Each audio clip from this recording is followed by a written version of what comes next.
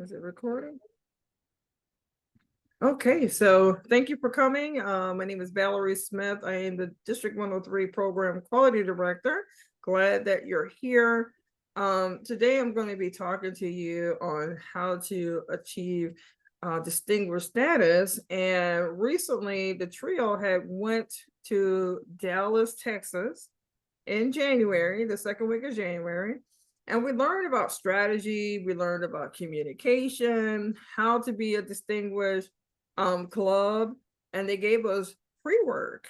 And the pre-work was really interesting because when you're doing the pre-work, you just, of course, following along, write down the clubs, who achieved what, and what level. But when they broke it down to us, and this is really going to be a shocker when I show it to you, you'd be surprised what levels are not being attacked in pathways.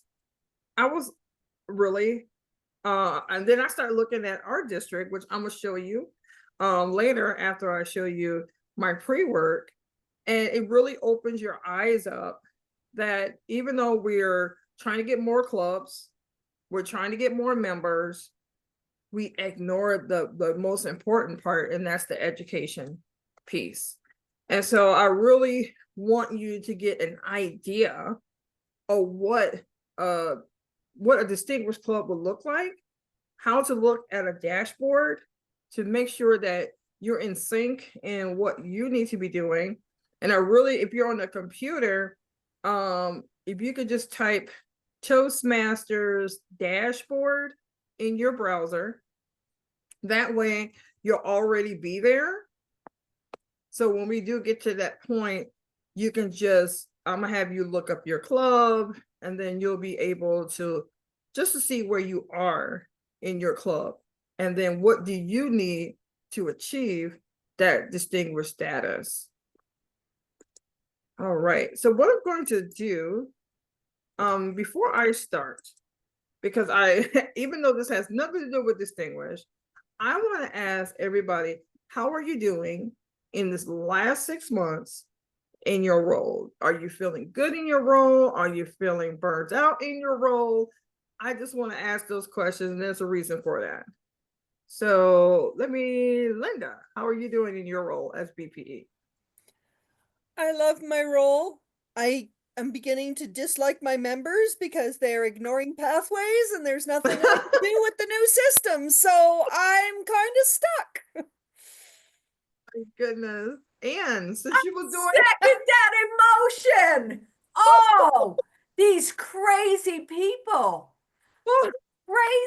Crazy. They sign up. We have about 12 members. 3 are long term, 9 are new within the last 9 months.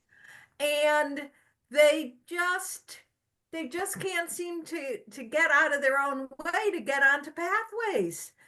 I have okay. Okay, so never mind. All right. And Barbara.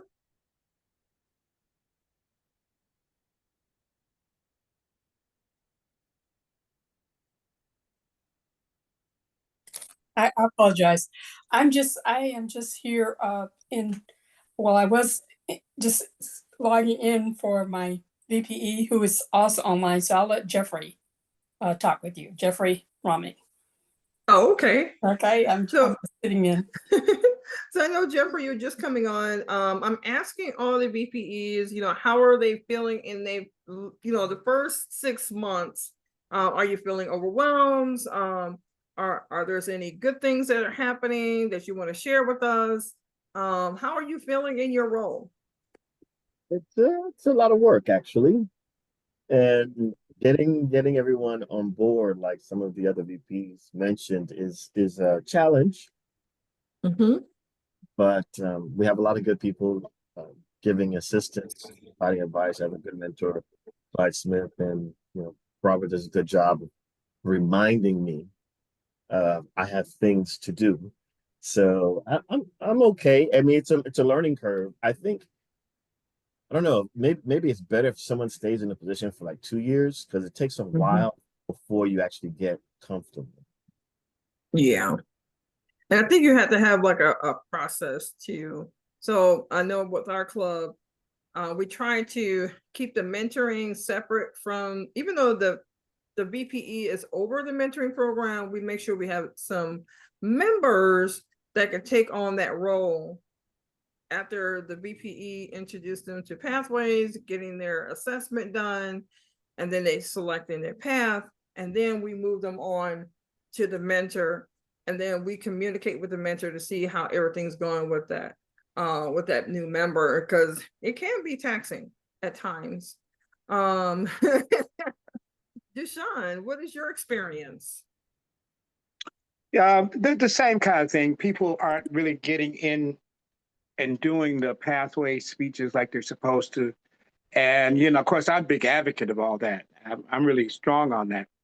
But trying to get them to actually do it is another whole thing. And we changed the way pathways worked in the middle stream. Not only did we change from legacy system to a new system, but then we changed the new system to something else. And that is kind of causing a bunch of problems. I'd like to say that being a pathways guru is that if people just go ahead and build their speeches, look at pathways and see the kind of things that they need to speak about and build their speeches and just give the darn speeches. And if you just click down on the little green on the left-hand side all the time, you can get it done. But it seems like it's convoluted. It seems like it's so much to do.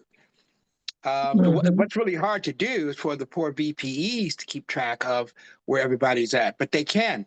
The good thing is that now all of the 7 officers get a chance to see how the club is moving. And every time the club moves, every time you get a person with a level 2 or a level 3 or a level 1, those officers get to see that. I think that they need to respond to whoever gets a level, Exactly. Yay, flag up or whatever. So everybody's understanding that, hey, we're looking at you. We're looking at you, and we're going to help you move forward. If we haven't done a speech in the last 2 months, hey, come to the meetings and do a speech. Exactly. And you're right about that, because District 103, I came up with the achievement wall, which I'm going to show you later. We started the initiative with club officers training. So if you had a club that achieved 4 or more, so we have different levels, 6, 5, and 4 is trailblazing to 7. And then if you're at 7, you're just got the super 7. So now everybody want to see their club on there. So now we're coming up with an initiative for March 1st until June 30th for people to get their club recognized as distinguished. Not because you finished a level. So how in the world are we going to make sure our club is distinguished? You got to do pathways, you see? And so that's going to be the initiative for people to say, hey, I'm about to start my pathways. So it's very important for people to understand. I understood that Dr. Ralph Smedley did not want his education to be a module. He did not want it to be education. He just wanted to be a manual where people can look through and do their projects and be evaluated. So somehow we're going to have to turn that around so people can understand that you have to do the speeches in order to be evaluated, to make sure that you're actually speaking well and that you are following within the guidelines. Because if it was a manual, it's still going to be the same as what you see in pathways. And I see Albert, did you want to share any things that's going on in your role as a VPE? So sorry that I am driving, but in my role as the VPE, I think similar to others, it's just really a challenge to get people to be active in pathways. And Okay. yes, and I'm just taking this step to just encourage people at least to do their speeches. And fortunately, I was able to even get prompt one member to give a speech today. And so that seems to have motivated individuals. So I'll see how that goes. That's amazing. Thank you, Albert. And Gigi, did you want to share any things that's going on in your club and Yes. best practice? Yeah. So our best practice, we do try to help each person after each of the speeches. So here's a problem that I encounter all the time. I will tell them in advance, I'm like, hey, you know that there is this assessment that you do to help you prepare for the speech. And oops, sorry, I forgot I was not on camera.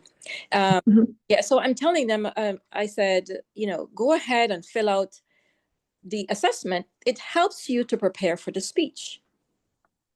And when the time comes and I am doing an introduction, I will say something like, Gigi's working on speech number so-and-so, on path number so-and-so. And in this session, she is going to be sharing her leadership style. And the leadership style does if I do my little bit of homework before, even though we have the information set up in Toast Host, I will say, give all of that. And then I, put my little spiel in it. So it makes it a little bit exciting. And the time comes to do the evaluation or, listening to the speech and doing the evaluation. It's like, you didn't do the assessment because you didn't even touch on what's your leadership style. And trying to say that nicely comes across sometimes as being a criticism versus a way on how you can improve on your speech, because I'm literally telling you, this is what it's asking you to do. Do this. Do this. Excellent. And so Go ahead. that's where we will have the problem sometimes. So nobody's taking the time to really go through that assessment process in order to get them prepared. They do the speeches. I'm happy. And then I will pick something out of it. I'm like, okay, so next time, here's what I'd like you to do on that speech. So that's what I find sometimes in our club. And it's not a big club. It's not a big club. Yes, baby, hold on. I'm helping my grandson with my 3-year-old with his ABCs. So that's mine. And then some people, like we have somebody scheduled for tomorrow to do our speech, but she's traveling or she's doing something else, so she can't attend. Okay. Yeah, so those things do happen. I like the fact that you're having those conversations. I'm definitely going to be talking about that, how to have that one-on-one. I know Anthony Smith had just came in. He's from our sister club, Chicago Speakeasy. The question is, what best practices do you have in your VPE role? What challenges are you having, just within the last 6 months of being a VPE? Good evening, everybody. Thank you, Valerie, for having these sessions. Are much appreciated, much needed. Probably similar challenges that everyone else is having, just with getting people to, like the young lady was just speaking, that getting people to do the assessment before the speeches and all that, and getting people to actually do speeches. As you seen, you were just a guest speaker at our last meeting, and just getting people to sign up for speeches. And again, we appreciate you giving the speech. It was an excellent speech and much needed. Because if you didn't do it, I was going to do a speech, just do a pocket speech. But just getting people to get acclimated to the new pathways, changes, and just to actually use them. So it's been challenging. As far as best practices, just encouraging, continue to talk to people, continue to encourage them to do it. We're a small but a mighty club. We actually had 8 members, so we have some seasoned members in Don Williams and Samuel Brooks. So we do have some seasoned members, and they do a yeoman's job in terms of doing speeches and taking on roles and so on and so forth. And I try to do what I can do as well. But just getting some of our other members who haven't been a part of the club long, even though they're consistent to our club, as far as getting them to do speeches and do a little bit more. It's been a little bit like pulling teeth, but we'll get there. And that's true, Anthony. Thank you for sharing that. Because, like I said, in that first 6 months, it's all about getting your members goals. I know that, how many of you do the membership survey? Just see where your members are. I know we use it for VPMs to do, but just to remind the VPMs, and I see Ann, her hand is up, that she does it. I think that's very important in the beginning of the year to see where your members are, what their goals are, how many speeches they want to do within the next 3 months, and then what are their goals to finishing up their path. I just think that's very important. And then if you don't have a mentoring development program, I say start developing one for your club, because when you meet with your new members one-on-one, this is the opportunity for you to express, what is Toastmasters, pathways, have them open up their assessment, let them know in advance, we will be going through the pathways assessment. And that way they can get excited about, okay, this is pathways, this is what it looks like, this is how you navigate on Toastmasters International website. Because Toastmasters said at least, I don't know if there's like 13% people go to the website, and there's a lot of resources there. That's where your pathways is. That number should be higher.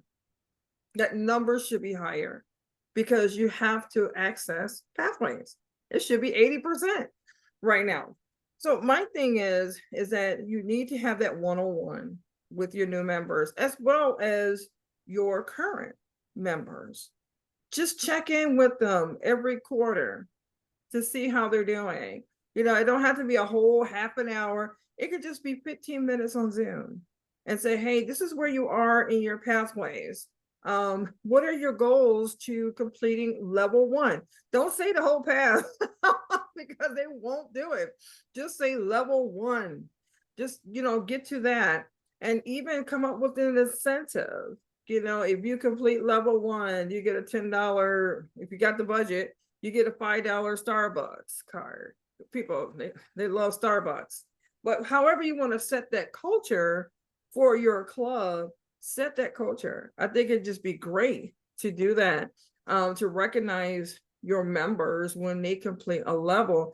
And then I know in our club, when you got to the halfway mark, we give you a bag of candy when we were in person, so to keep the energy high. So I just think that was really great, for our club to do when we were in person. We don't do it now because we're on Zoom. But however, there's ways to build that culture, to get people excited. I know at one time, Anthony Smith, he's from Chicago Speakeasy. Long time ago, LaShonda used to have this temperature gauge that she had on like a chart, and it just tells you how everybody was doing. And so you could do that too, just to have a chart, a temperature chart, just to show that this is where we are as a club, completing our pathways, and just tell them we're trying to get to this percentage, 100%, not 80, not 70, but 100% before June 30th. So I think that will motivate people when they start seeing things like that, because they feel like they're part of something. So I just think that it has to be a little bit more engagement. Theme meetings is something that you can do. Like we got Valentine's coming up. So that would be something that'd be great. Get people involved and doing some kind of speech on love.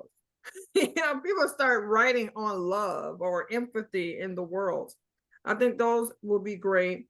And then if there's an extra, like if you meet on Tuesday, there's an extra 5th Tuesday, I would say have an education session. Have at least a guest speaker, and then maybe 2 of your members do an icebreaker if they're new. And then that way that gets them started in their pathways, because they were part of some kind of education event. So I think that'll be great to spur up some kind of excitement. So what I'm going to do, I'm going to bring up something that I did during my mid-year training in Dallas. the trio had went in January, but we had pre-work to do. And at first, I really didn't know what this pre-work was considering. Oh, wait a minute. I'm hiding my video. I want to see you. And what they had us do, we had to go to the Distinguished Performance Reports dashboard. And so how many of you have been to your Toastmasters dashboard? You can just show some emojis, hands. Okay, I see Deshaun. Okay, I see a couple people. All right, so you were familiar with the dashboard. And so we had to go to your own district, and we had to go to the end of the year of 2024, which was June 30th. So what they did was they had us go to the actual club performance, which I'm going to show you later. And we had to list all the clubs that had met 4, 5, or 6 goals, distinguished goals. And so these are the clubs that were in that list of meeting those goals. So we had Money Masters at 5, Review Masters at 5, Linda Morel at 6. So you see there was a couple here. So what they had us do, we had to bring those clubs down here. And where you see the check marks are all the goals that they achieved. So they achieved a level 2, and then 7, 8, 9, and 10. And 7 and 8 is probably, I think that is your club officers training. And then 9 and 10 is when you submit your new your membership, and then your club officers list. So here they were really doing great in achieving their distinguished goals in their training, 7 and 8, and you see a whole lot of marks all the way down. And then when they're submitting in 9 and 10, which is their club officers list, of course, everybody will submit that. And then the renewals, all that's always selected. But they told us to look at 1, 2, and 3. What do you notice? Level 1 is never completed. It's only one club that completed level 1. This is at the end of the year. Level 2, which is still level 1, because you have to do, I think, a couple of the level 1s, and only 4. When we get to 3, nothing. So something happened. Usually in level, when we're doing level 1s and level 2s, they kind of drop off. Our members do. And so we have to figure out what can we do to keep them motivated to keep going in their pathways, because they're dropping off. And the reason why level 4 and level 5, hold on for a minute, somebody's coming in.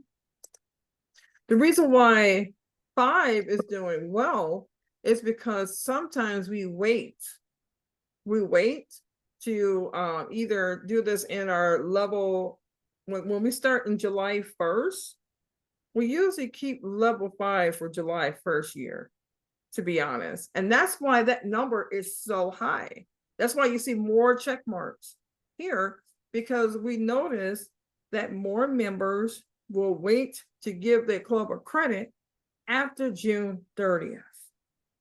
So I want to recommend to all our VPEs, when you have your successor, to make sure that when you start your year, you want to talk with your members and where they are in their pathways.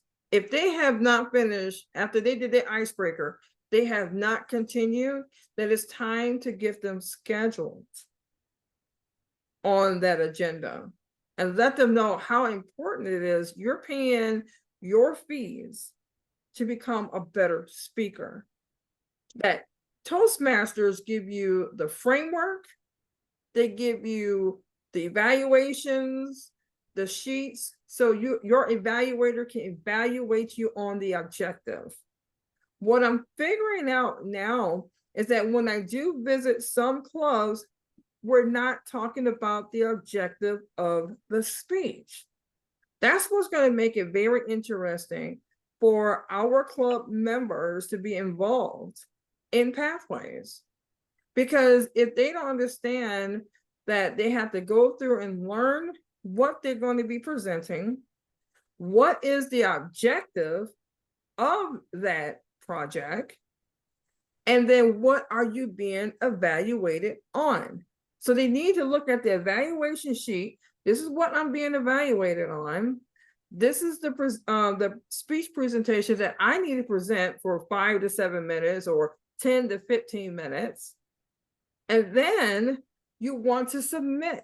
So, because what happened is we're giving speeches, but we're not going back to Pathways to report it. So if you do an icebreaker, you want to make sure you hit complete. That way, whoever, which is all the officers now, all the officers can approve a level. So if someone is done with a level, that can be approved. If that whole level is done, you're going to get a notification. All the club officers are going to get a notification to approve it. So we really want to get our members ready. Even right now, you don't have to wait till July 1st because you're not going to be the VPE unless you're going to do it a second term or another term. So you really want to focus on 1, 2, and 3 goals. And we're going to go to that very soon.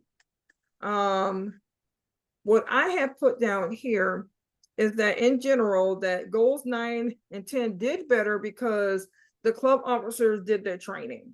Okay, they did their training, they turned in their administrative work. So that is very good. But level 1 is getting the members started in Pathways and doing their icebreaker and then getting to the next level. But here they're lacking to finish level 1 to go to level 2 and 3. So if they're not finishing level 1, 2, and 3 is going to suffer. And that's what's causing our clubs not to achieve distinguished status because we're not completing level 1. And a lot of our members need to know that when they complete level 2, they have a chance to be a Pathways mentor. I bet they probably don't even know that. How many of you as VPEs knew that after you completed a level 2, you can now become a Pathways mentor if you chose to go through that path? Did any of you know that you could be a Pathways mentor after level 2? I didn't know that, but that's good to know. Yeah, that is a lot of things that's happening in Pathways if you don't pay attention, because they have these things. I don't know if you noticed, they have like a box, then they have these extra things that you can learn, like they have reading materials, and you're like, what is this? So I think what it is that with Toastmasters, they're really not, they'll tell you that you have not opened up your Pathways. How many of you have that email that come to you? I have that too. Oh, you have not, I said, well, I better open it up. And then we found out that Toastmasters does not get paid if you don't open. So we found that out when we went to California to interview the candidates. So this is also that it is a financial burden to the Toastmasters organization when our members don't open the Pathways. So I was not aware of that. So it's very important that we don't tell them that part, but we let them know that you really want to take advantage of doing level 1 so you can advance to 2 and then 3.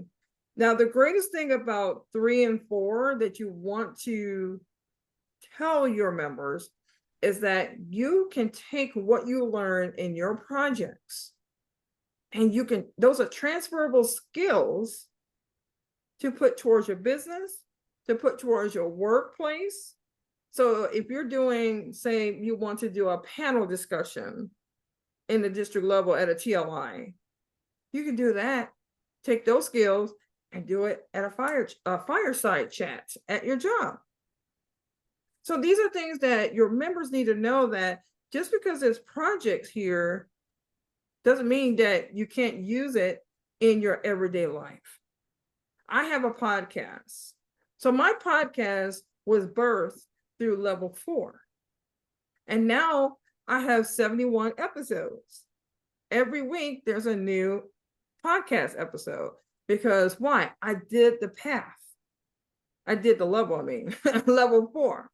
Well, a lot of people look at it and go, well, I don't want to start a podcast. You don't have to. You can pick any project that you want, but they need to know that they need to get to the next level. Like again, level 3 was totally empty. We're going to look at that pretty soon. Here I put here, there needs to be a vision from the club president. When they know they are slated to start working on the club success plan, I know we talked about that last month. The long form is the best form.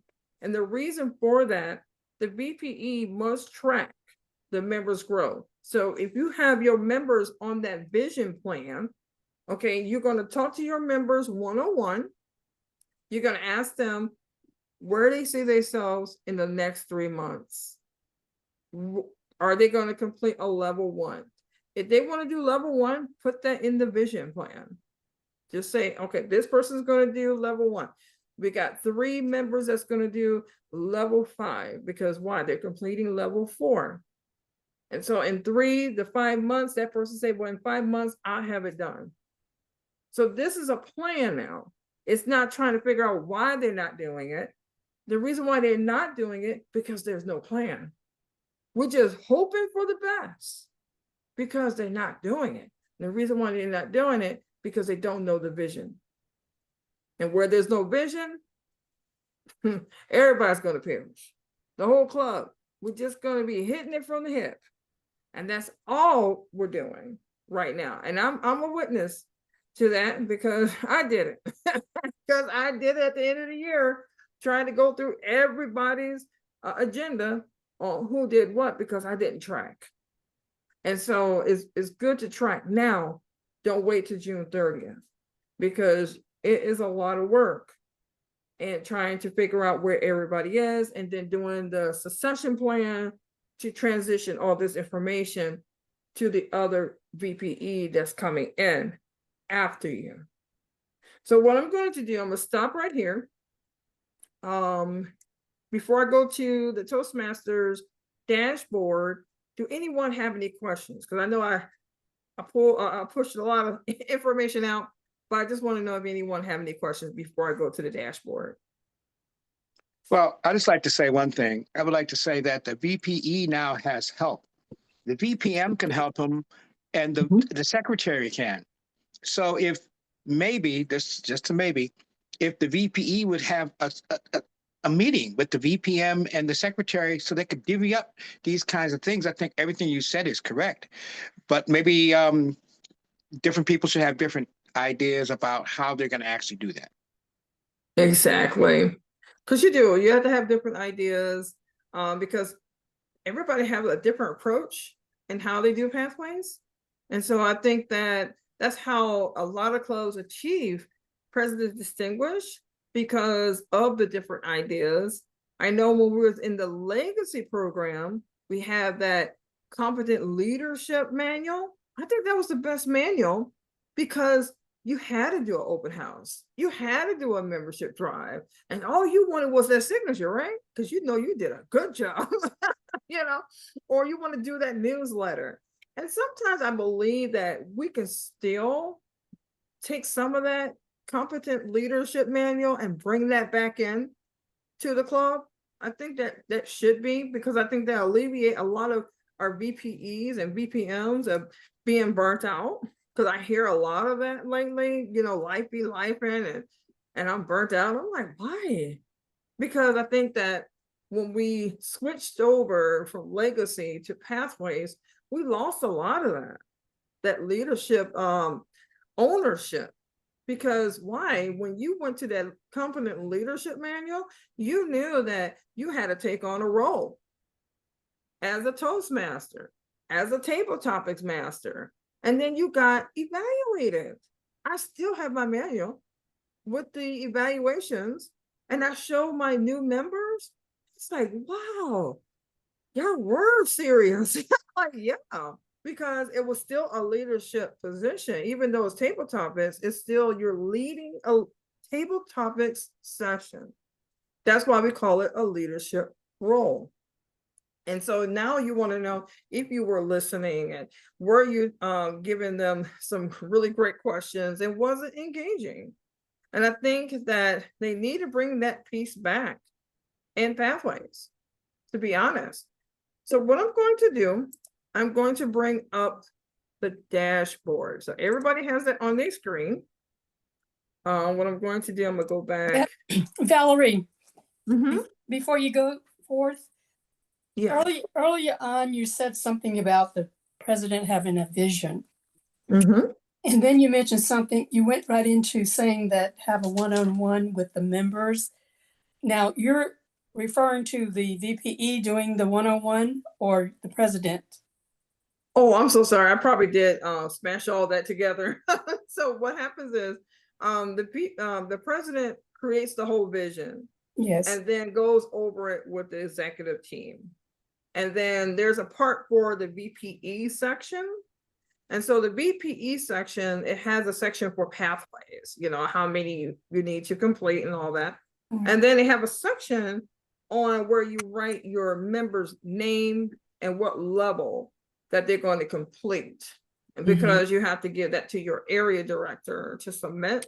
I think they have it online now. You don't have to have that paper form no more. So everything is digital.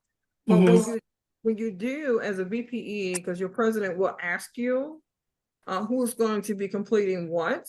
And so that's when you come in to do that one-on-one, or you can send an email if you cannot meet on where they see themselves in 3 months. You know, you're on level 2. When are you thinking of completing level 2?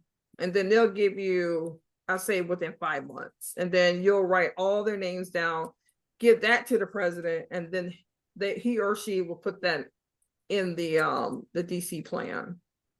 Okay. All right. So again, you're talking about the VPEs. We did something, or we are doing something similar to that in terms of having a form and asking our members what they will do. Well, we got 50%, I think, right, Jeffrey? About 50% of participation in that. Yeah, but about 50% participate.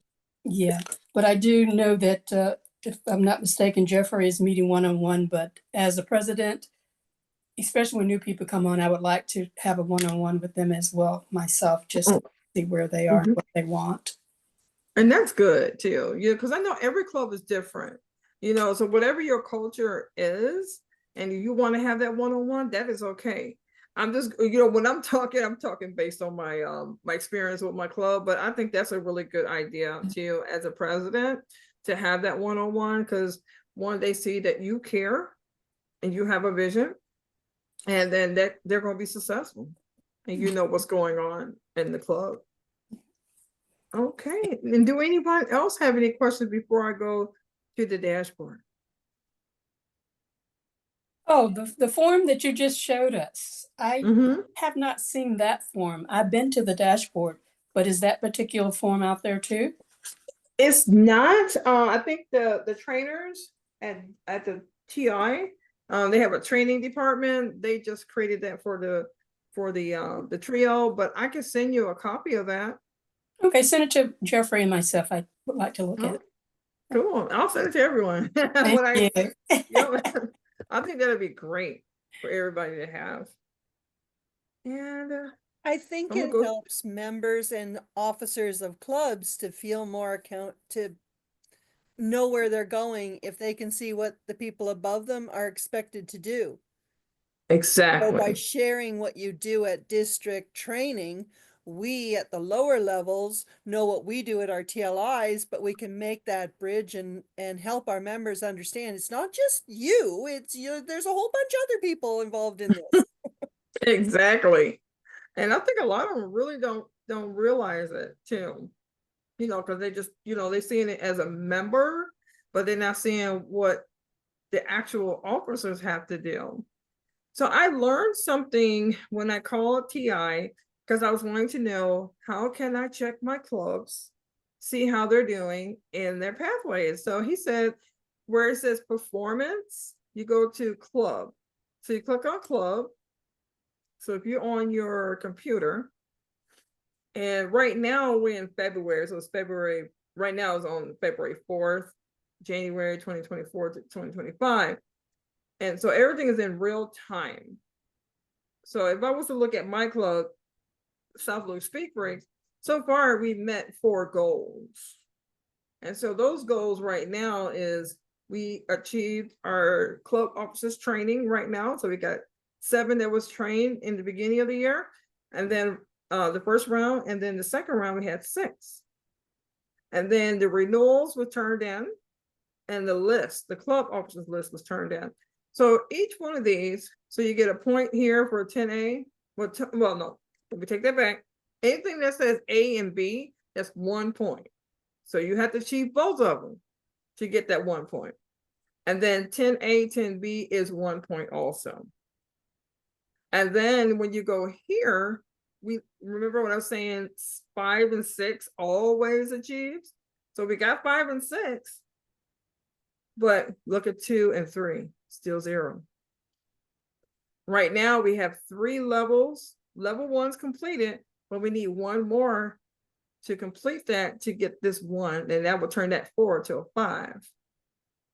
But the problem is we got to get these 4 people, whoever completes that number 4. So we got 4 people that completed level 1, but what are they doing to complete level 2 and to get to level 3?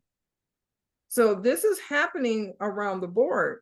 If we go to next step is no longer in, so we go to Chicago Speakeasy, they have 1 achieved because why? They did their training. But they had to do their renewal list to get this 1 here to make it 2. But the next thing is achieving the membership and then getting involved in Pathways. Pathways is really going to be the win-win, but we have to get people on track. And it's around the board. If you look at it now, there's some clubs that are suspended, so they're no longer with Toastmasters. But again, if you look at it, futures right now, they're achieving again 4, 5, and 6. 1, 2, and 3 is always the suffering. And then the only thing that probably will be good, that when you're first starting in Toastmasters, in that Toastmasters year, you're always going to get that first goal, which is renewal and club list. You're always going to get that 1. Then your training. If you get all your club officers trained, that's an easy win too. So by January, you'll have that 1 point. And if you're having your open house, I always say have an open house after October 1st. Because once you get all 8 and plus members, now you're going to get more members. After October 1st, you have your open house. And then you're probably going to have to do some, like again, you're going to have the one-on-ones with your members and have a goal. And then what you want to do is set your culture up on incentives, completing your level 1, because we know that level 1 is a problem because we're not getting to level 2. Look at all of them.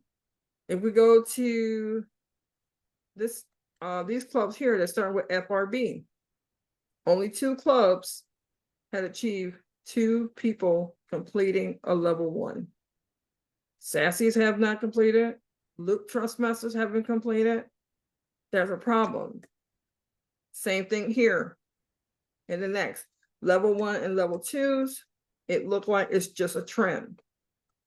And so now we have to figure out how can we get everybody on board, and maybe it has to be a district thing, a district incentive and a club incentive So it's going to make it even fun. Like, oh, I'm gonna get an incentive from the district and I'm gonna get an incentive from my club too. So I think that's really somewhere we have to find out how they can see themselves achieving in pathways. Not us telling them, you need to do it. We know they need to do it. We know that. But how can we incentivize them and showing them that they are doing well, that they are achieving, and that they are the face of the club? And then when it comes to the district, oh, wow, I'm on the district's achievement wall now. And so let me show you what that wall looks like.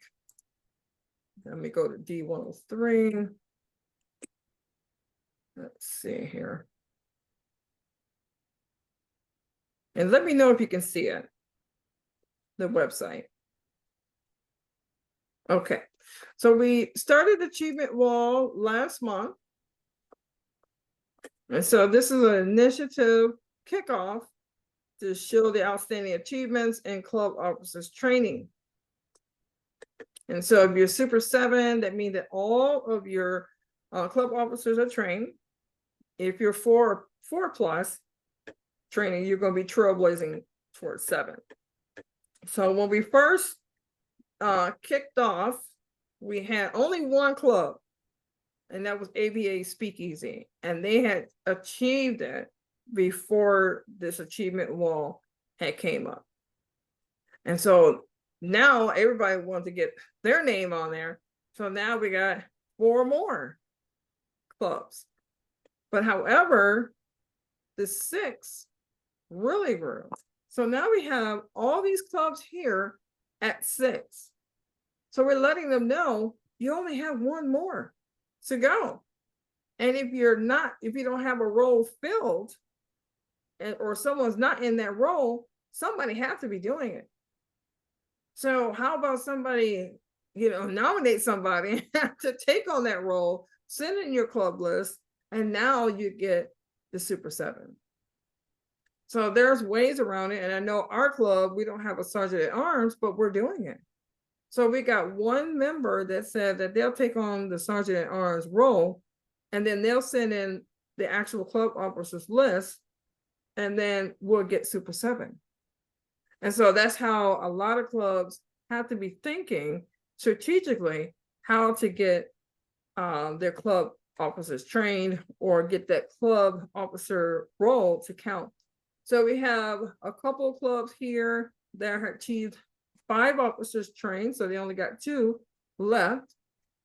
And then we had a lot of 4s last week as well, some new ones.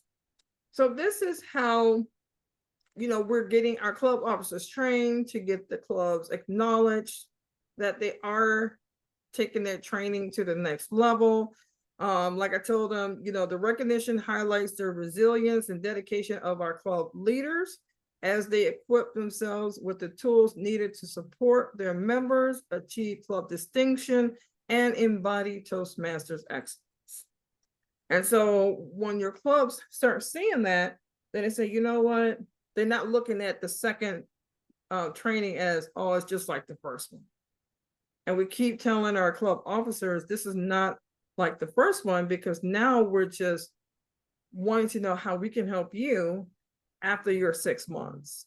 And then you can start talking to other club officers and say, hey, these are my pain points. What have you done to make this, better? Do you have any best practices?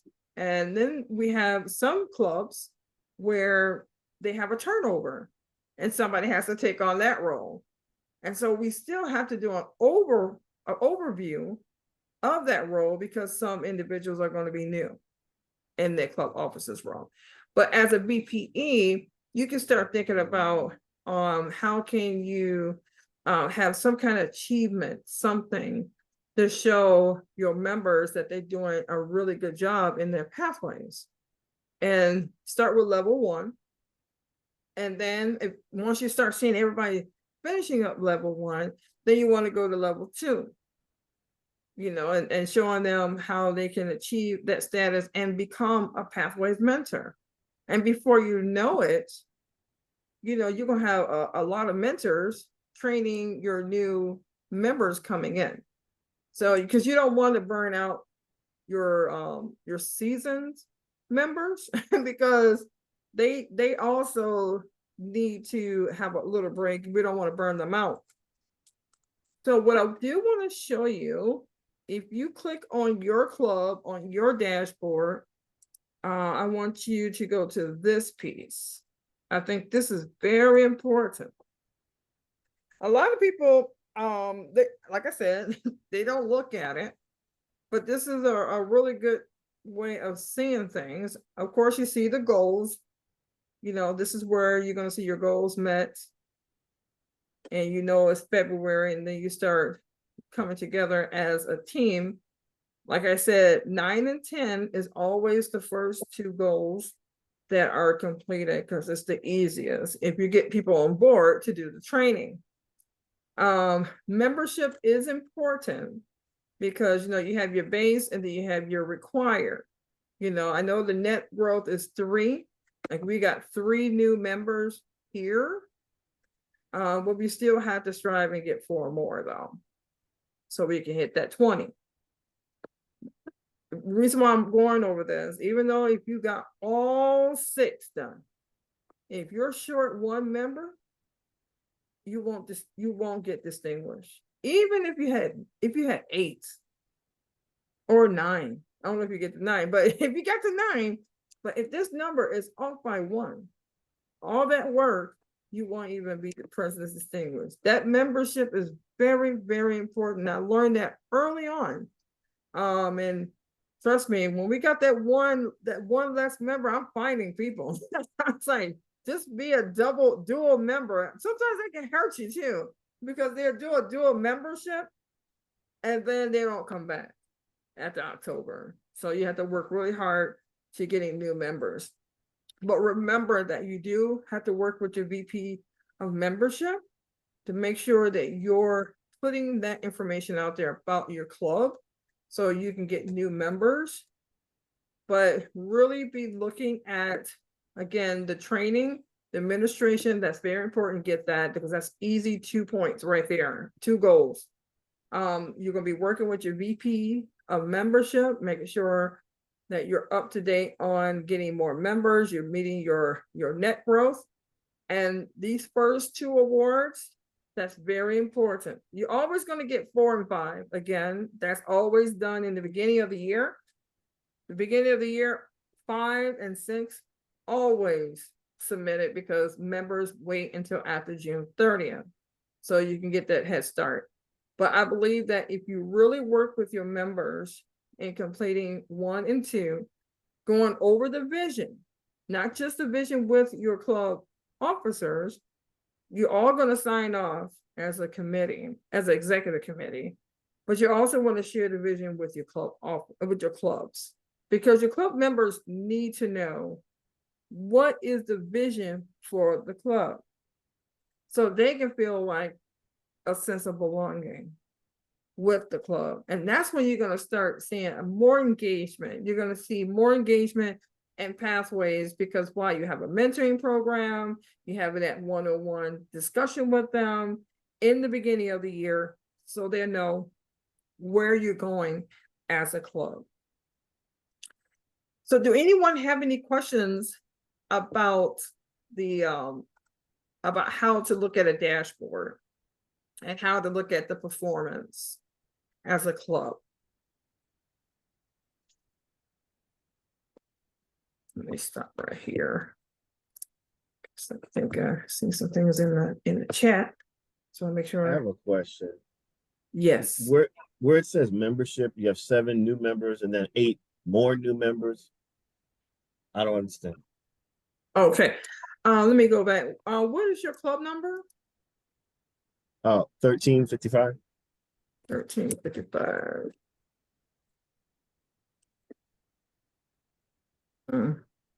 Now, are you looking at your club? Are you looking Yeah, at I'm just somebody looking else? at the category where it says 7. It says new members. I can understand that you want to have a Oh, okay. You goal. talk about the okay.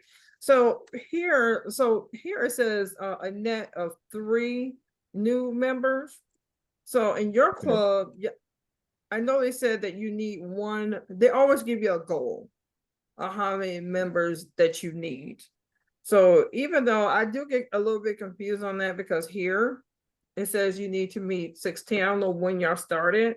Did you have 13 at first? Because if you had 13, then you only need 3 more required to get to 16. But they always want you to go above and beyond, because here they say you need 4 new members. 3. And I never understood that, but I always see that as a growth opportunity in Toastmasters, because I see in the first one, I see that being workable for your club, because it said your base is 13, but it's required that you have 16, because they do want you to have a new growth of 3. It used to be 5, but now it's 3. Yeah, I understand they're going to be going back to 5 according to our TLI. really. Oh my. That's what we heard. Yeah, but you really don't understand, sometimes, I mean, like I said, I understand the growth part, and you're still going to get, once you get that growth part, that 3, you're going to get that actual goal point. But I know a lot of members don't achieve this 8 at all. But if you're doing membership drives, you can, but that's for you to get that growth opportunity, which I think is good too, because you don't have to work that hard when you get to June, because you already have the numbers. Right. Okay. So I know we're at 7. I know we're at 7. Do anyone have any questions? I know for respective time, I don't want to go over, but if you do have any questions, if you have to go, I do understand. Anyone have any questions about distinguished status, your next steps to getting your members excited? And Okay, so this was really a good experience, a good exercise for me, because I'm familiar with the chart, but I never really thought about my responsibility as a VPE to make things happen.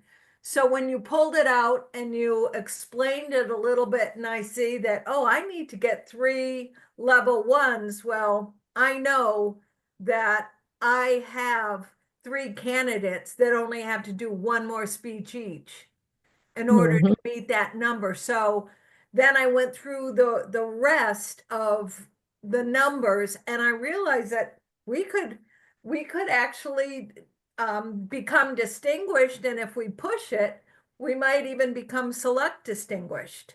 So this was a great exercise for me to identify what I need to do. So thank you. You're welcome. But I think it's very important, that our VPEs are equipped, with the resources, and understand what these charts mean. Because like I said, as a program quality director, I was shocked, because I didn't know. I'm just thinking that I'm writing down what they achieved. I said, oh, they did 4, 5, and 6. And then when you come back full circle, you said, what happened to 1, 2, and 3? You're like, because we don't pay attention to it. And then even in the beginning of the year, I don't think we do, because we're just ready to start our year, and we're not really going over the vision with the president. And that's if the president put the vision together. That's another thing. I know I did this last month, and I asked some of our attendees, have you ever saw this vision from your president? They said no. They never saw it, and they never signed off on it. So right then and there, that tells me this is a small percentage. How big is that percentage now? If the area director is not asking for the DT plan, because I know mine long time ago when I first started Toastmaster, when we met in person, our area director would come and visit and speak to the club officers and say, I need your distinguished club plan by such and such date, because they had to submit it to TI. And Mhm. so I don't know what that process looked like, if they are collecting it and submitting it, or if it's online, like they do for the club visits. The club visits now is online. You don't even take a piece of paper and I used to take the form in and fill it out and upload in, but everything's changed now. So, and Okay, so I have another question. So I am an area director and I am getting ready to go out on my second round of meetings. I should go through my clubs, go through their chart, see how close they are, and then bring it to the executive member, the board, and say, okay, so how close are you to finishing this, right? yes, yeah. Ask them how far, and then do they need help? Oh, I Because don't I want to ask know them that. mentor. If you got some seasoned people that can jump in, that'd be great. Because I know some people, they don't even finish level one. Because they're too scared. I've heard some members last Wednesday at a club officers training, because we had Sandra Washington talk about pathways, and a lot of them said that they are scared to speak in public. Yeah. And so we have someone coming in at the conference that's going to talk about how to command the room, how to say no to fear, because we have individuals scared to speak and they fear public speaking. Yeah. Yeah. So I enjoyed everyone, and I'm glad that this was really great for you, this information. I want to see you successful. I want to hear some good successes. I'm going to give you my email, and because I know a lot of you are from out of the district of D1 to 3, and I definitely want to hear your successes, maybe like by April. I want to hear how everything's going. Valerie, I do want to say that even though you advocate getting the level ones, but say for instance with us, we've got 9, 10, and we have 5. It is my understanding that if we got someone to do one more level 3 and also one more level 4 or 5, then we will be able to get distinguished. Is that your understanding? Yes. Even if we don't do any ones. That's correct. So if you're hitting the 3s, the 4s, the 5s, and then you're doing good with membership, training, and then you're submitting your renewals, oh yeah, you'll hit distinguished. Okay. Yeah. Yeah, we do have to get one more member too. Oh, what did you say, Linda? As long as your membership adds up to the number at the top. Yes. Yeah, That's the most important. Yes. Yeah. Yeah, so I think that's really great. And I just want to say thank you to everyone who joined in today to learn how to take this to the next level. Because you have 5 months, and this is the beginning of February. So this is a great idea to really assess where you are with your members. I know sometimes, with I'm gonna try it and look. I can't look on the VPE side, but what I can do, I can go on the district level side to see how everybody's doing club wise, and then start reaching out to clubs and seeing how how we can help. And then we do have our area directors that are reaching out to our clubs as well. And your club officers, can come out to your club and give some presentations. I think presentations from your area director is really great and very key, even though we have pathways gurus, but it'd be nice to have an area director come out and talk about how to achieve your level 1, how to achieve your level 2, especially if you know that level 1 is suffering. That could just be a presentation in itself. And a lot of people need to understand that they want to know why they got to do an icebreaker, because that's to get you started in pathways, to get to know you. So these are things that people need to understand, why the icebreaker even exists. I know it's hard for some people because for legacy, we went into advanced manuals and we did not have to do an icebreaker. And maybe they need to consider having that kind of level. You know, even though we have level 1, 2, 3, 4, and 5, how about we have some advanced pathways and that be more specialized? So that's another subject with the international director to take back to Toastmasters to advance pathways, because the people are speaking, but are we listening? So that's the most important. So I'm going to stop the recording.